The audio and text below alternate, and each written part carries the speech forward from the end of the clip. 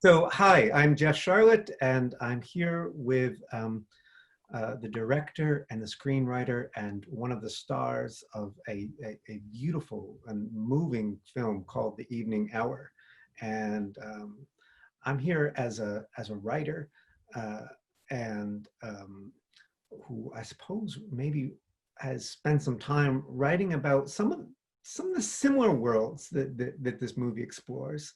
Um, but I feel so fortunate to get to talk with these filmmakers because unbeknownst to the Virginia Film Festival years ago, I was at a artist colony, McDowell Colony, with Carter Sickles when he was Oh, writing wow. that novel. And I remember talking about, we we're both interested in those particular charismatic evangelical traditions, which you show so beautifully in the film. So it was a real treat to see this realized. So I'm here with Braden King, the director of the film, Elizabeth Palmore, the screenwriter, and Michael Trotter, one of the stars of the film, who plays a character named Reese, who I sort of think of as, in some ways, a sort of the pivot, the sort of hinge of this film's tenderness, this film's gentleness.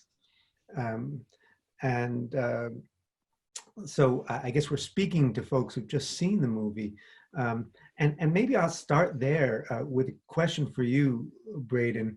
Um, that's what struck me so much about this movie is the gentleness that sort of brings us into this world. I mean, even the way all these transactions, these drug deals, they're almost like that soft golden light. And sometimes there's buying and sometimes selling, but it's this whole network of care. And I wonder how maybe let me start by asking you about that relationship between the light and the economy in this film, um, and how that shows these networks of care in this world. Well, I think one of the core, I don't know, compasses that we were following from the time that Elizabeth was working on the adaptation and from the time I first read Carter's beautiful book was this sort of idea that no one in this world is all good or all bad, but everybody's trying to find their way through it the best way they possibly can and with whatever tools they have in their toolbox. And a lot of survival in regions like rural Appalachia and within the world of the film is really, you can't do it alone, and it's very community based. And there's you also can't, the sort of towns and locales are so small that you can't go it alone even if you wanted to. You sort of have to find a way to weave together and intermingle and support even those you may not initially wish to. And it's one of the things that I think we all felt really beautiful about what we encountered shooting, what we encountered in the book, and what we were going after in the film. Where did the film begin? Was it whose encounter with the novel did it start with? You want to take that one, Michael? Yeah, well, I guess everything has an origin point, and it's fair. It's a fair question. Yes, I did. I was turned on to the novel what feels like a lifetime ago, which it was actually about 8 or 9 years ago, I think, 2012. A friend who was working in production at the time and whose job for that particular independent company was to kind of read everything that came out as much as he possibly could in a 24-hour period. And I had reached out to him to say, hey, if there's anything that you come across that is, might be in my wheelhouse and is frankly, gettable, meaning that it wasn't already optioned, since a lot of these books are optioned long before they're even out. And he passed this book on to me, and that got the ball rolling. And my first call was to Elizabeth. So that's kind of how it started. And she took on the task of adapting the book. And then, we kind of very fortunately were able to sort of put the pieces together. And then Braden came on, and we, spent a lot of years trying to find the right timing. And that's just how it works in this business. And especially with something as precious as this, the book and the screenplay and the story itself finds the right people. I believe that, and it did in this instance. And although it took probably longer than any of us really wanted, there's a reason for that, and that's part of our story. That was the beginning point. And then there's a whole lot of folks who deserve a lot of credit along the way for giving of their time and their talent and hopping on board something because they felt like at its core it was worth telling. Did the character of Reese speak to you in the beginning? I'm curious about the character, but also what's so interesting about this story in this film is, I guess film people probably can't. You all can't talk trash about other movies, but I can. And I think about I couldn't help but thinking in terms of your film very positively of a movie that got really sort of applauded for this same kind of. It was an Ozark world, but same sort of thing. I think Winter's Bone. I remember seeing and not liking because it just sort of depicted this world. I'm like, what? Nobody laughs at anything in this world, and nobody. It was all this sort of austere bitterness, and this is not what I think a lot of people, when they think they're going to see a movie that's going to deal with the opioid crisis, they're ready for gritty, and that comes in this movie. But there's such a patient gaze, and I wonder what you saw in the novel that made it say, "Oh, this is the way to tell this story." Can I talk about that? That's more of a question. Go ahead. No, I was going to say that's more of a question for Braden. I mean, I was attracted to the world, and as an actor, I'm fascinated a lot of times, and I think Braden would agree. In his work, I'm fascinated with the relationship between a character and their insides and how that has been shaped by where they come from, and like the geographical, the external presence of their life, and how that sort of shapes what we see and hear of them within the context of a film or a TV show or whatever it is that you're doing. And that particularly stuck out to me, to answer your question of why I was so quickly drawn to it, is that it's an atmospheric world. It's a beautiful place. Some of the richest land that you can lay your eyes on, and yet some of the poorest people abut it and call it home. And it was an interesting contrast of that. You can call it light and dark, you can call it rich and poor, but it was that juxtaposition of the world and the people there that really first kind of grabbed me. Elizabeth, it looked like you wanted to jump in there first. Yeah, thank you. I was just going to say, to answer your question, our intention going in was to really, obviously honor the source material, because Carter wrote such a beautiful book, but also it's a love letter to the region. I'm not going to, I think Deborah Granick's genius, so I'm not going to comment on Winter's Bone, but a lot of times stories that take place in Appalachia can be a little insulting to members of the region. And it was really important to us to show, because we've been treated so well when we would visit and when we would shoot, and just our relationship with the community, we wanted to honor that and show how there is a lot of love and family. And yes, people laugh and not everyone looks the same. And it's very easy. Did I freeze? No. Okay. It's very easy to, when you haven't been to a place, to kind of you have some ideas on what you think their life is like. And so it was important to us to honor this area and show the challenges, but also the kindness and community. I mean, I think that's almost a theme that you'll hear from the three of us. And if you talk to the extended film family, you'd kind of hear the same thing. And it goes back a little bit to what your impressions of the film after having seen it. Something we all share and shared from, I know I had it from about page 9 of the book, was this real reverence for the place, and reverence for the people, and reverence for the community we were going to be working in. And it was critical to me that we show this, that we tell this story in the midst of the beauty, the actual physical landscape beauty in which it takes place. So, there's a version of this movie that's much bleaker, that's in the winter, there's no leaves on the trees, there's, it's super dark, and, it's just relentless. And I don't think that's what, you know, we were interested in really sort of collaborating with the region, place, and community in a way that was as authentic and true and respectful as it could be. And I think it's just an ethos that not only the three of us, but the entire production team, actors, everybody really shared. And in many ways, it's thematically appropriate. I mean, the film to me is almost a story of spoiled Eden right from that beginning shot. And that was, as I used the word earlier, it was sort of a compass that we all followed throughout the process of making it.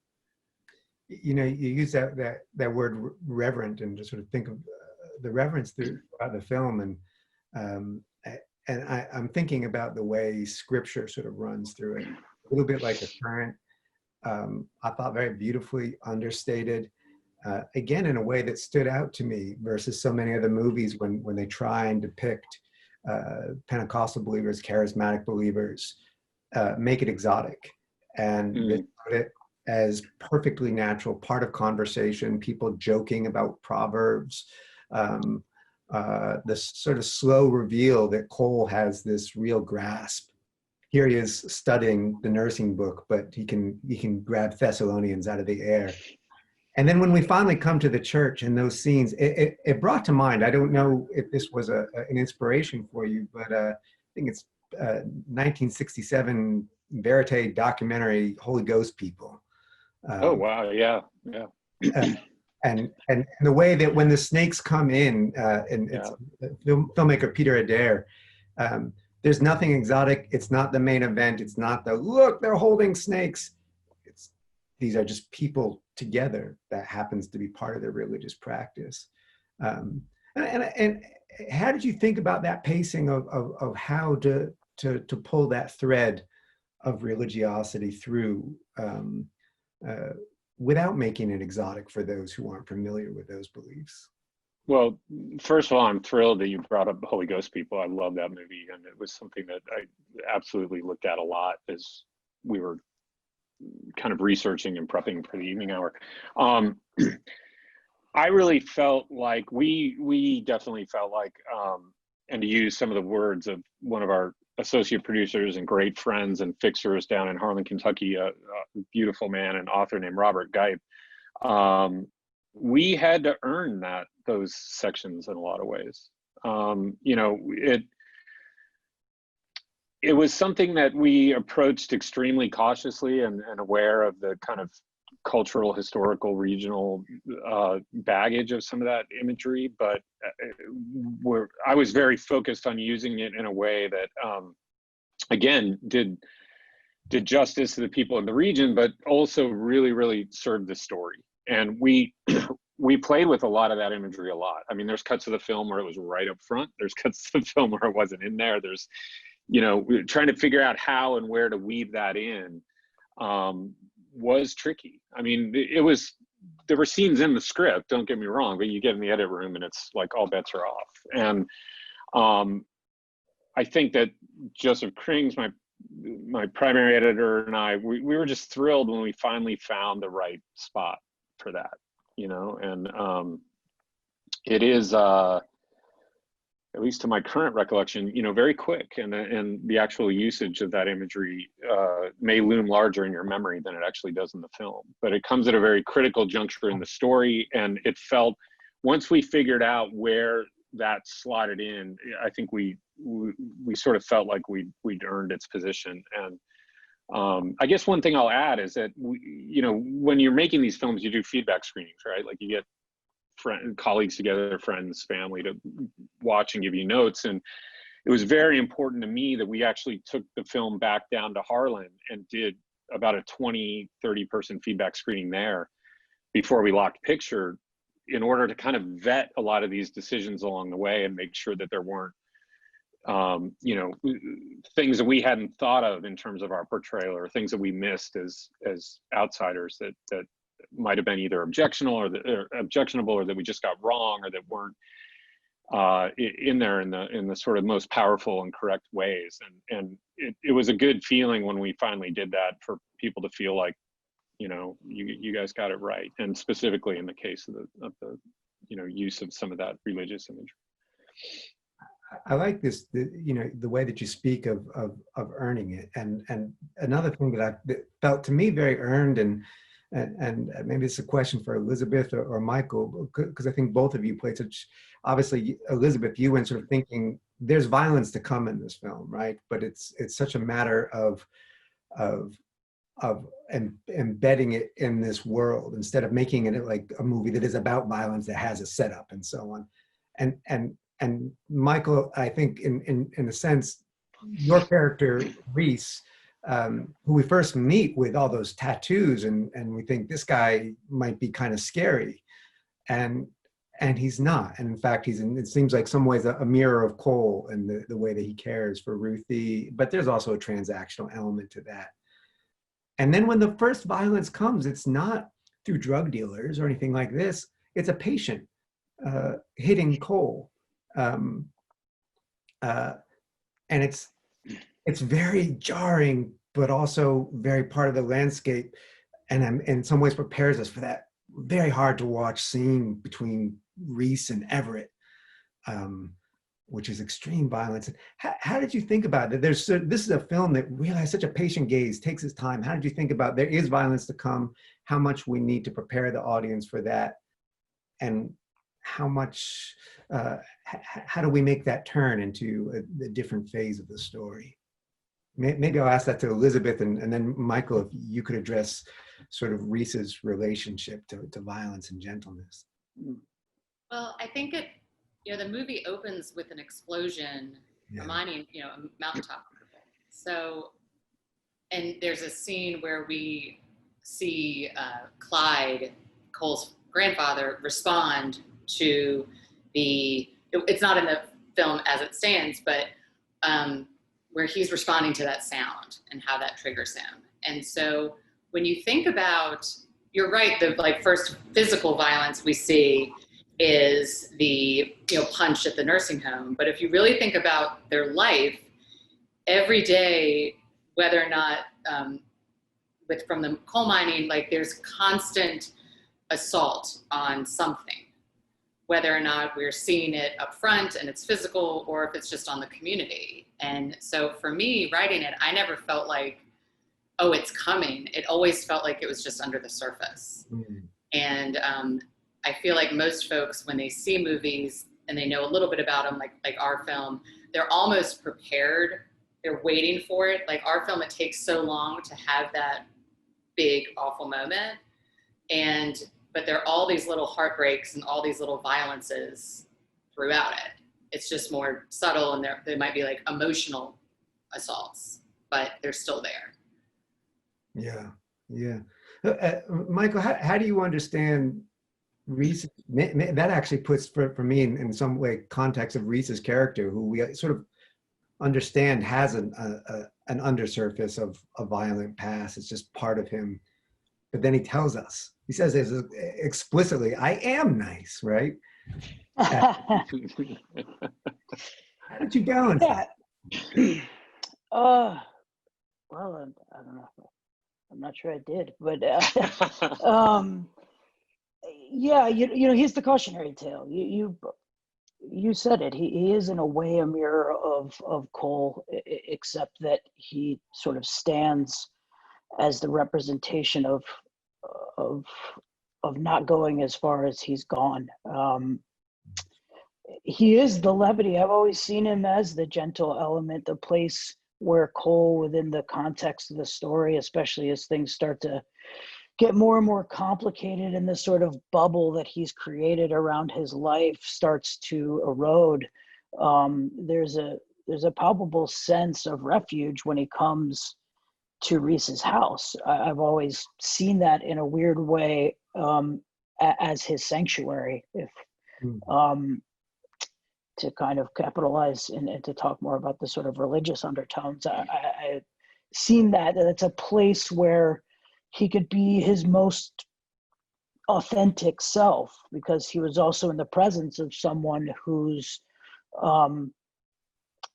frankly just doesn't care anymore about what people think of him, has come to a place in his life where I am who I am and people accept that. And, I'm the outsider, even in a world, and I'm choosing to stay in the world. I often thought about Reese as, well, what makes him stay there?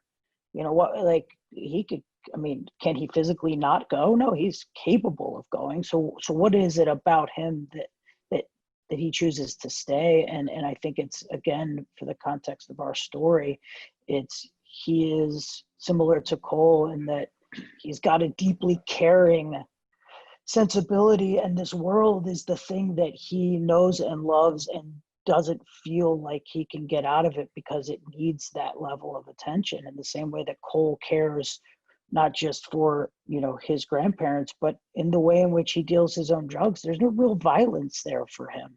He's caring for them, albeit in a way that might be misplaced, but he is, I've seen his addiction as caring. And I think, again, to circle back to your point, that is going to come crashing down on Reese at some point. And I think he understands the balance of it.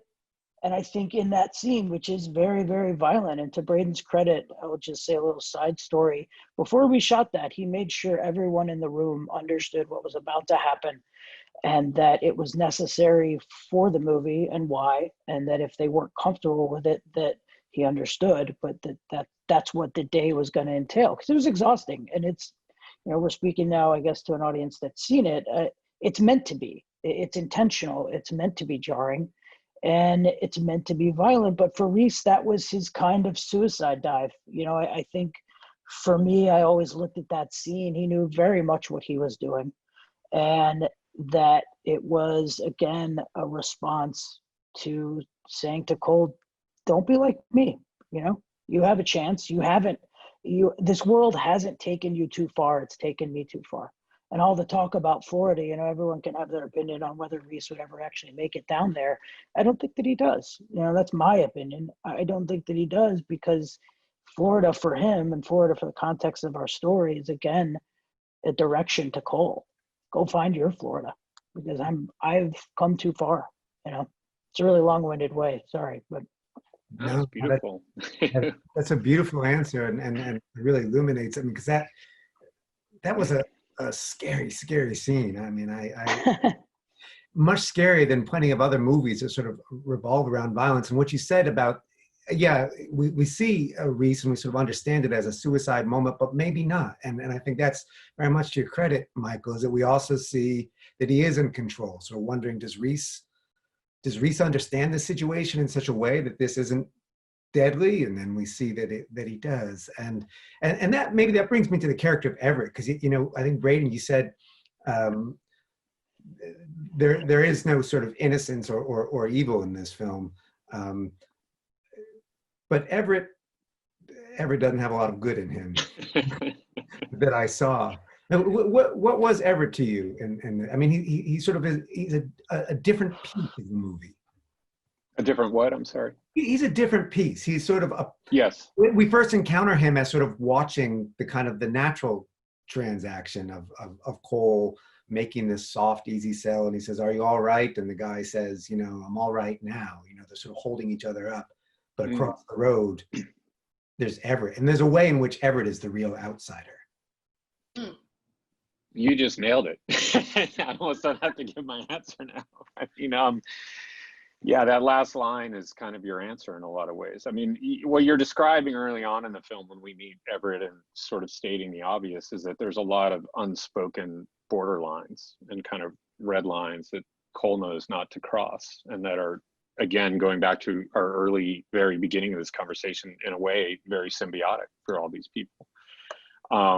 Cole and Everett's relationship kind of falls into that until Terry upsets the balance, and you know, it sort of comes to an extreme head at the scene we were just discussing with Reese. In a lot of ways, what I was saying earlier is that none of these characters to me were ever all good or all bad. They were all flawed in different ways and just sort of trying to make their way through their lives in this world. I think Everett's, in a way,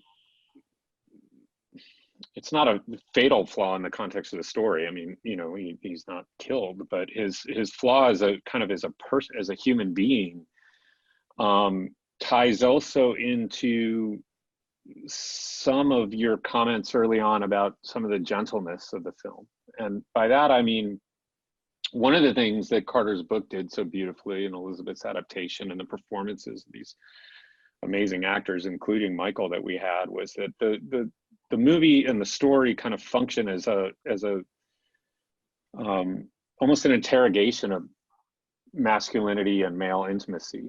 I think if you really break down these different characters, they're all kind of presenting different models of what it means to be male and a man, not only within this world, but in this life that we're all in. And Everett, to my mind, and quite consciously, is kind of constantly performing a sort of artificial,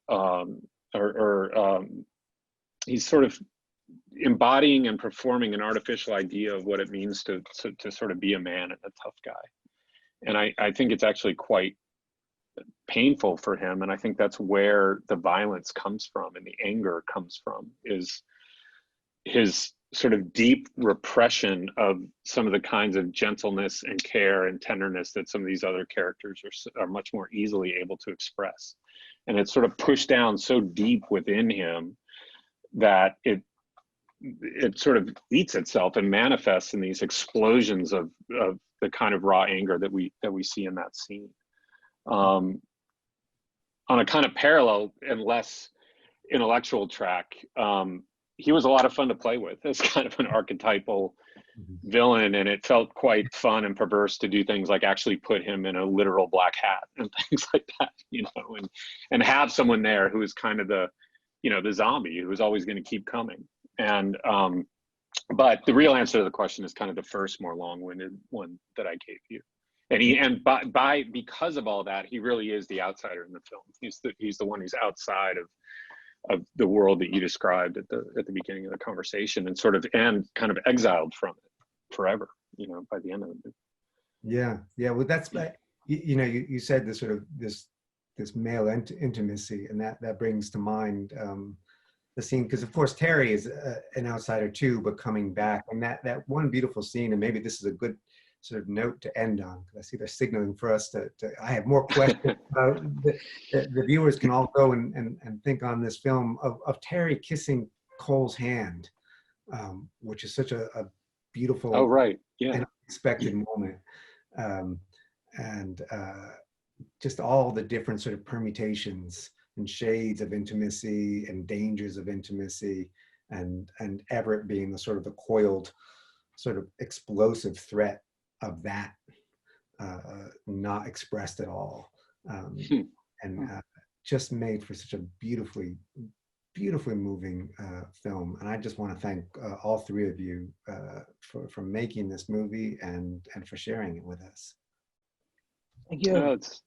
The conversation's a pleasure, and you know, we've all gone a long time without seeing each other, so it's very heartwarming to see Elizabeth and Michael, and you know, since it just hasn't been stated out loud, both of them are Virginia natives, so this is a special screening for them, and I was excited that they were able to come and take part in the Q&A today with me. So thanks for coming, guys. Yeah, thanks for having us. Yeah, and I guess thanks to everyone out there who watched and yeah, thanks for watching and gave us some of their time for the movie. Thanks for coming along on the trip.